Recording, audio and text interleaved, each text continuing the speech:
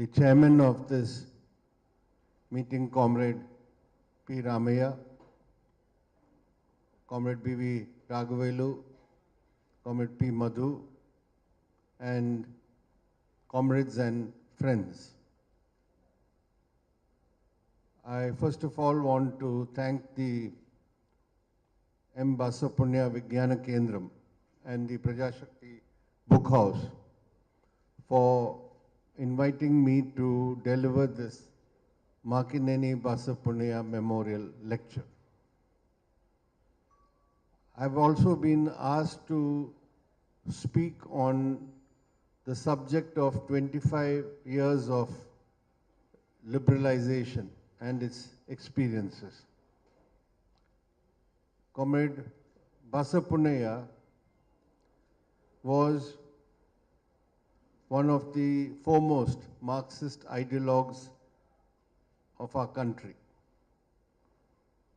We have just released 2 volumes of his selected writings. Earlier there were 2 volumes brought out. And these 4 volumes of the selected writings of Comrade Basavapunaiah provides us with the great versatility of his range. He used to write on issues of Marxist theory. He wrote on current political developments. He wrote about important international events from the standpoint of the working class movement. He wrote on issues of philosophy, and he wrote about social problems in our country.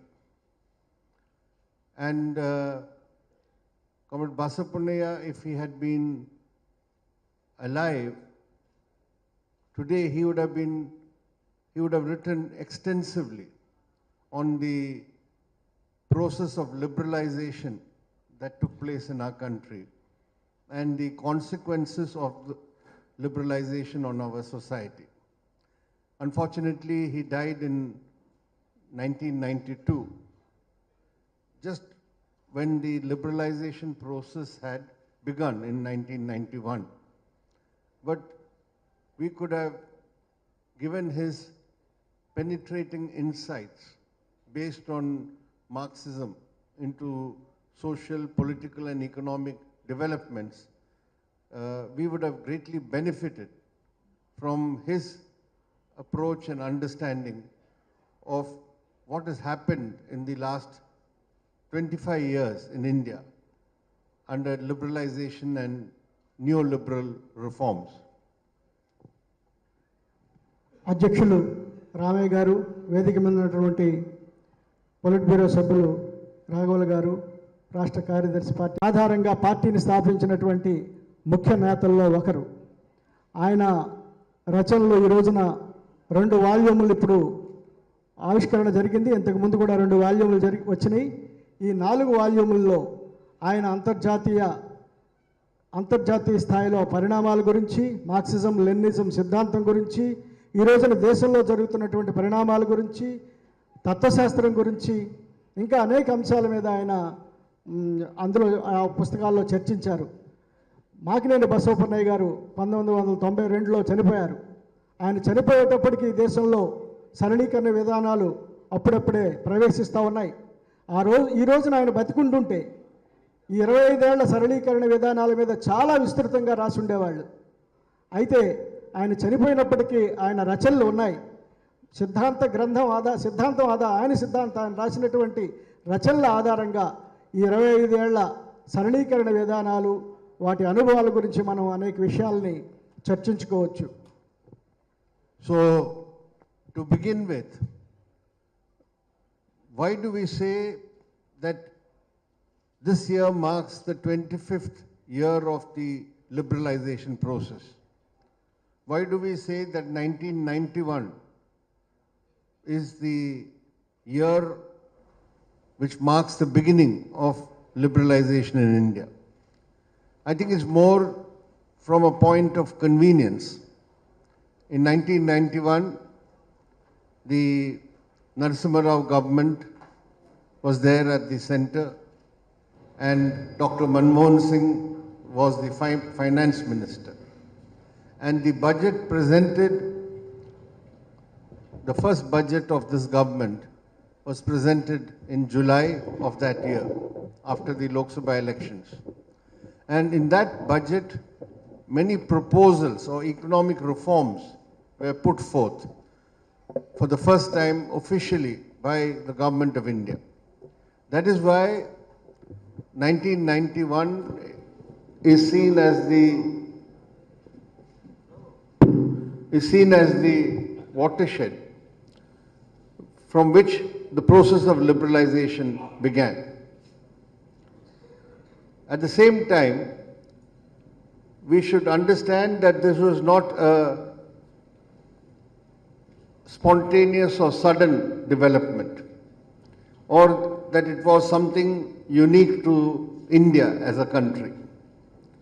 The liberalization process in India must be situated with what has happened with the world capitalist system and international finance capital, which is by the 1980s, throughout the world, international finance capital got more concentrated and developed.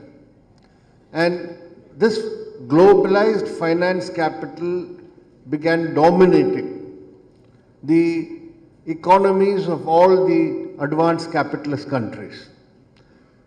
And this globalized finance capital would move around the world seeking avenues for investment and making quick profits.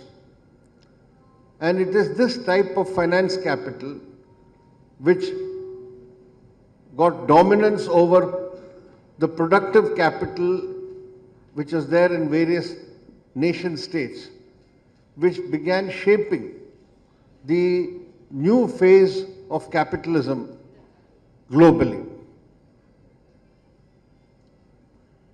1991లో ఈ దేశంలో సరళీకరణ విధానాలు ప్రారంభమైనాయి. అందుకనే మనం ఈ సంవత్సరాన్ని సరళీకరణ విధానాలు ప్రారంభమైన 25వ సంవత్సరం, 2.5 దశాబ్దాలు సంవత్సరం ముగిసిందని మనం చెప్పుకుంటున్నాం. 1991లో పివి నరసింహారావు గారు ప్రధానమంత్రిగా, మన్మోహన్ సింగ్ ఆర్థిక మంత్రిగా ఉన్నప్పుడు ఎన్నికలు జరిగిన వెంటనే 1991 జూలైలో పార్లమెంట్లో బడ్జెట్ ప్రవేశపెట్టినప్పుడు మొట్టమొదటిసారిగా ఈ సరళీకరణ విధానాలని అక్కడ ప్రతిపాదించడం జరిగింది. అయితే భారతదేశంలోకి అవి అకస్మాత్తుగా రాలా. ప్రపంచవ్యాప్తంగా ఫైనాన్స్ క్యాపిటల్ యొక్క ఆధిపత్యం ఆ నేపథ్యంలో, ప్రపంచవ్యాప్తంగా జరుగుతున్నటువంటి పరిణామాల నేపథ్యంలో ఈ సరళీకరణ విధానాలు భారతదేశంలోకి వచ్చాయి. అంతకుముందు జరిగింది ఏమిటంటే, ప్రపంచంలో 80వ దశకంలో ఫైనాన్స్ క్యాపిటల్ బలపడింది. అది ప్రపంచంలోని అన్ని దేశాల యొక్క ఉత్పాదక క్యాపిటల్ మీద, ఉత్పాదక పెట్టుబడి మీద ఆధిపత్యం వహిస్తూ అన్ని దేశాలను ఆవహిస్తూ ఆ రకంగా భారతదేశంలో కూడా ఈ ఫైనాన్స్ క్యాపిటల్ అనేది ప్రవేశించడం జరిగింది. And it is this dominance of globalized finance capital which ushered in the period of imperialist globalization and the advent of neoliberal policies all over the world. I don't want to go into that history. In the 1980s itself, in the United States of America, in the UK, governments came which began to implement neoliberal policies under President Reagan and again with Prime Minister Thatcher in the United Kingdom. And very soon, neoliberal policies became the norm in all the advanced capitalist countries. And this was the period in which globalized finance capital acquired dominance, and at the same time, the socialist countries, particularly the Soviet Union, began to weaken economically also. And finally, we saw the dismantling of the Soviet Union in 1991-92. This is not a coincidence. The emergence of this new aggressive globalized finance capital and the weakening and setbacks to the socialist system in the world. It is in this conjuncture that countries like India, which had earlier adopted state-sponsored and state-directed capitalism, they were also compelled to give up that type of capitalist model of development. And the Indian ruling classes recognized or accepted that we have to also go on the path of liberalization and implementation of neoliberal reforms. 1980 దశకంలో ఈ అంతర్జాతీయ finance capital అనేది ప్రపంచం మీద ఆధిపత్యం వహించుతున్నటువంటి సమయంలో ముఖ్యంగా అమెరికాలోను బ్రిటన్లోను ఈ నయా ఉదారవాద విధానాలు అనేది ముందుకు వచ్చినాయి. బ్రిటన్లో థాచర్, అమెరికాలో రీగన్ ముందుగా ఈ విధానాలను ప్రవేశపెట్టారు.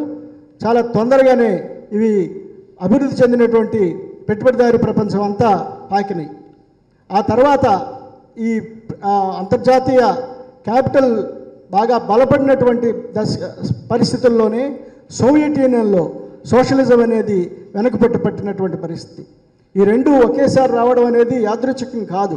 ఒకవైపు అంతర్జాతీయ ఫైనాన్స్ క్యాపిటల్ అనేది బలపడటం, ఇంకోవైపు సోవియట్ యూనియన్ సోషలిజం ఎదురు దెబ్బలు తగలటం, ఈ రెండు ఒకేసారి జరిగినాయి. అందువలన మన భారతదేశం లాంటి దేశాలు కూడా, అప్పుడే అభివృద్ధి చెందుతున్నటువంటి దేశాలు కూడా నయా ఉదారవాద విధానాలని అనుసరించక తప్పని పరిస్థితి ఏర్పడింది. అప్పటి వరకు మన దేశంలో ప్రభుత్వం స్పాన్సర్ చేసేటటువంటి, ప్రభుత్వం నియంత్రించేటటువంటి పెట్టుబడిదారీ వ్యవస్థ ఉండేది. అందుకని ఈ పరిస్థితుల్లో భారతదేశం కూడా ప్రభుత్వ నియంత్రిత పెట్టుబడిదారీ వ్యవస్థను వదులుకొని నయా ఉదారవాద విధానాలను స్వీకరించడం జరిగింది. As against the earlier period between 1947 to 1991, when the Indian state actively intervened to assist and promote capitalist development by setting up the public sector, by intervening to see that policies were adopted which will protect Indian industry, the new fledgling Indian industry from outside competition and imports, by imposing excise duties, etc., import duties, etc., and also making a big public investment in agriculture. All this to promote capitalist development in India. Contrary to all this, from 1991, the period which is characterized popularly as economic reforms. Now, economic reforms has a positive connotation, that reforms are always good. That is why I am not using the word reforms. I am using the word neoliberal policies or neoliberal reforms. And what did that imply? It meant, one, that the economy is opened up to international finance capital. Secondly, there is deregulation of the economy. Thirdly, there is privatization in all spheres of the economy.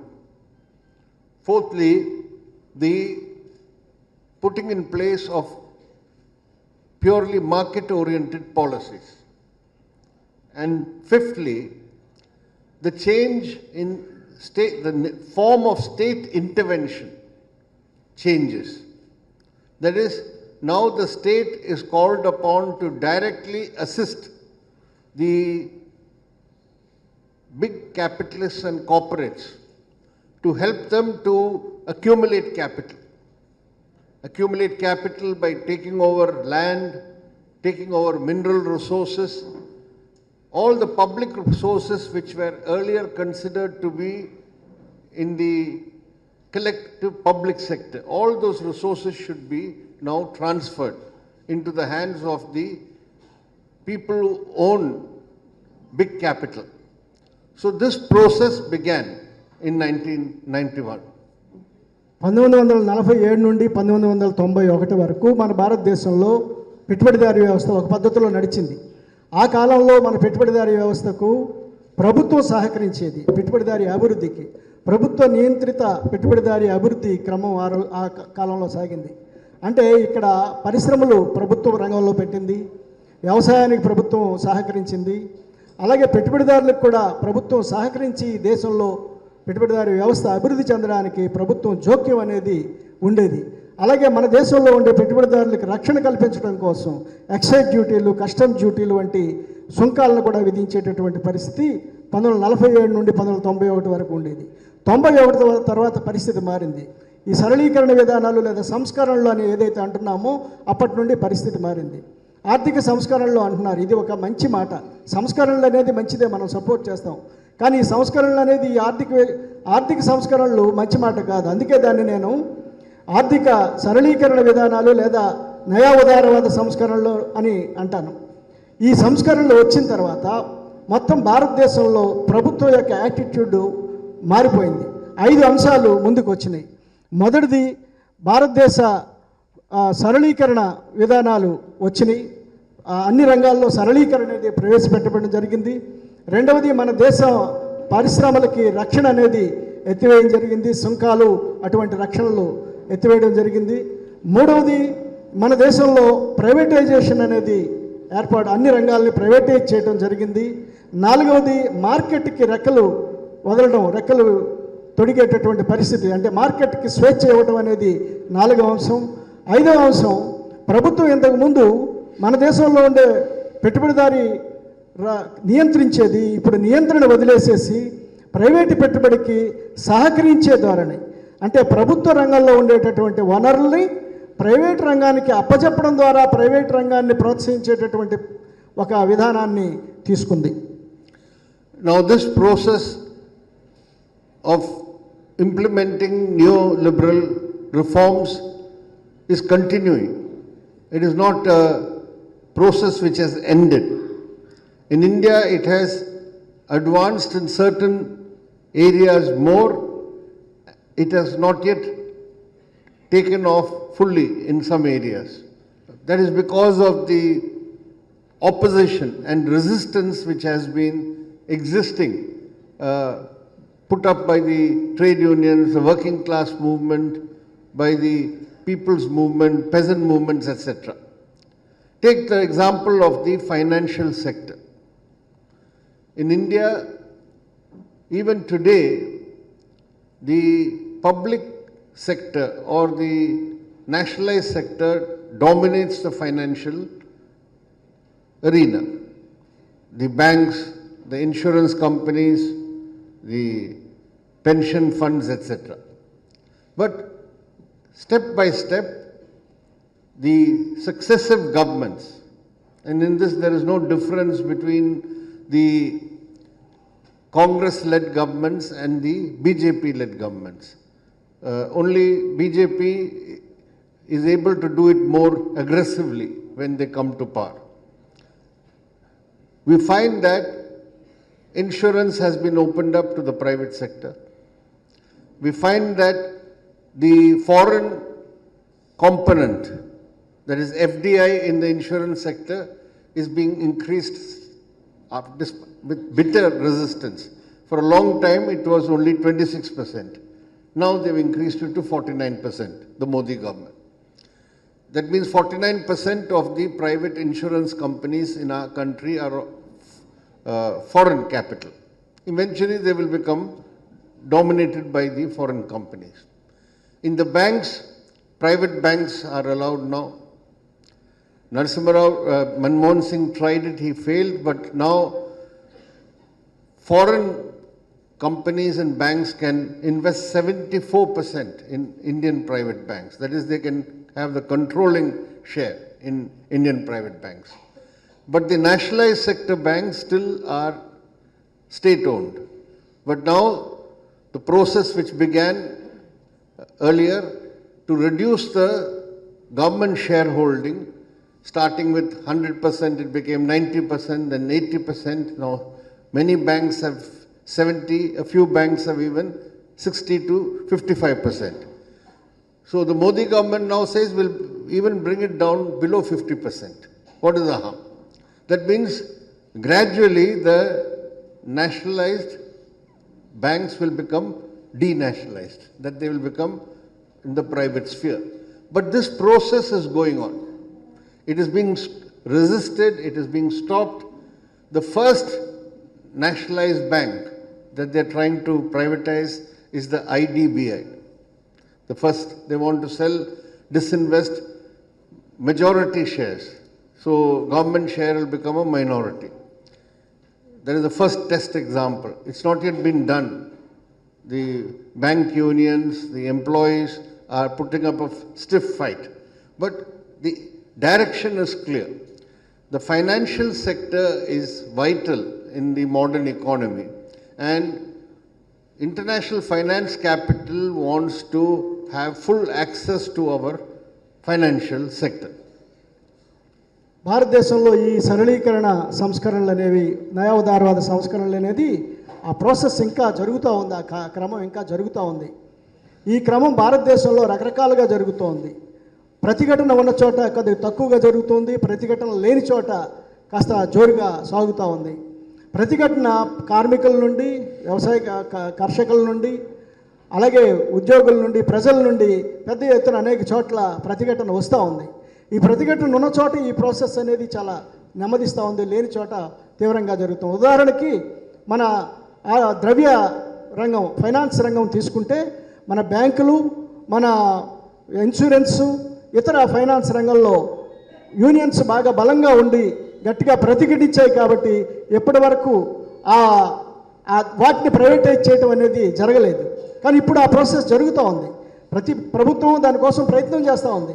కానీ Narasimha Rao government fail అయింది.